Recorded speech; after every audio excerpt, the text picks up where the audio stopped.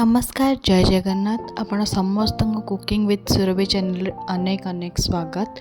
आज मुझे आपण सहित शेयर करी फूलकोबी आलू मसलार रेसिपी। तो चलते देखा यार रेसिपी। तो से मुझे गरम पानी रे अल्प टिके हलदी देकी फूलकोबी गुड़ा को काटी किछि टाइम सोक कर देथिली, जहाँद्वारा फूलकोबी बहुत भल से क्लीन हो जाए थे। ये मुझे एक कढ़ई बसैकी अल्प टिके तेल देकी फूलकोबी गुड़ा को अल्प मु भाजी देवी। ऑलमोस्ट 3 ରୁ 4 मिनट पर्यंत मु भाजी सेटा भी गैस रो फ्लेम एकदम स्लो करिकी आउ कवर करिकी मु भाजी देवी। ये देखंतु फूलकोबी गुड़ा को अल्प भाजी हो जाइए आउ आर कलर भी टिके गोल्डन हो भल से भाजी से मुझे एक प्लेट रे बाहर करदेवी। सेम कढ़ई रे मुझे किसी आलू भी दे दूची। मुझे 2टा मीडियम साइज आलू नहीं, आलू को भी सेम आम किछि टाइम कवर करिकी भाजी दबा। आलू भी ये बढ़िया कलर हो जाइए। मु आलू गुड़ा को भी बाहर कर दूची सेम प्लेट रे। ये देखो मोर फूलकोबी आलू सब बढ़िया से भाजी हो जाइए। सेम कढ़ई रे मुझे किछि तेल नहीं किछि सोरिष किछि जीरा देची, एटी 2टी तेजपत्र आ किछि सुखिला लंका देकी गुड़ा को भल से भाजी देवी। तापर मुझे अल्प टिके हिंगु ऐड करछि। तापर हिंगु दे सारा पर मुझे किछि पियाज देची। पियाज को आम भल से भाजी दबा। पियाज टिके गोल्डन हो सारा पर आम से ऐड करदबा किछि कंचा लंका। एठी मु गोटे कंचा लंका ऐड करछि कहीं मत अल्प राग दरकार थिला। तापर मुझे अदा रसुण छेचा भी ऐड कर सारी। अदा रसुण छेचा पियाज सबको आम भल से मिक्स करके भाजी दबा। किछि टाइम पर एठी मु टमाटो भी ऐड कर दोचे।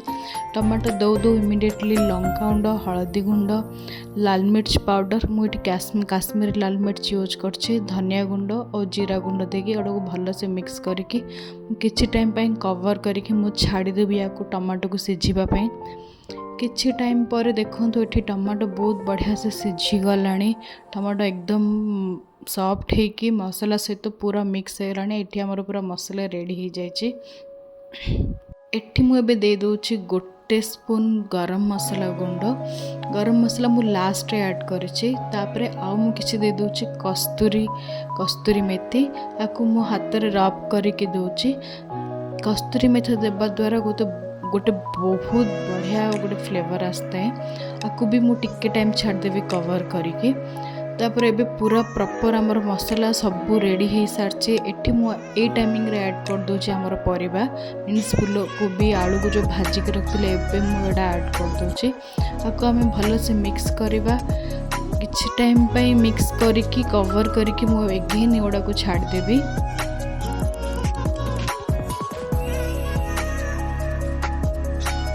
देखो फूलकोबी आलू पर मसला सहित पूरा प्रॉपर मिक्स हो गलानी।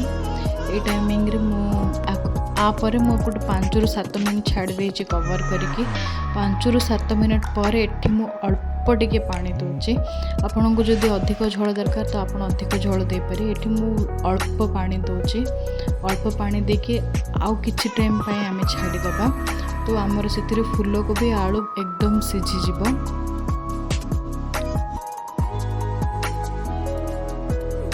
ଏବେ ଦେଖନ୍ତୁ ଆମର ରେଡ଼ି ହୋଇଗଲାଣି ଫୁଲକୋବି ଆଳୁ ତରକାରୀ। ଏବେ ମୁଁ କିଛି ଅଳ୍ପ ଟିକେ ଧନିଆ ପତ୍ର ଦେଇକି ଏଗୁଡ଼ାକୁ ଭଲସେ ମିକ୍ସ କରିଦେଉଛି। ମୋତେ ଅଧିକ ଝୋଳ ଦରକାର ନଥିଲା, ସେଥିପାଇଁ ମୁଁ ଲାଇଟଲି ଗ୍ରେଭି ରଖିଛି। ଆପଣଙ୍କୁ ଯଦି ଅଧିକ ଦରକାର ତ ଆପଣ ଟିକେ ଅଧିକ ପାଣି ବି ଦେଇପାରିବେ।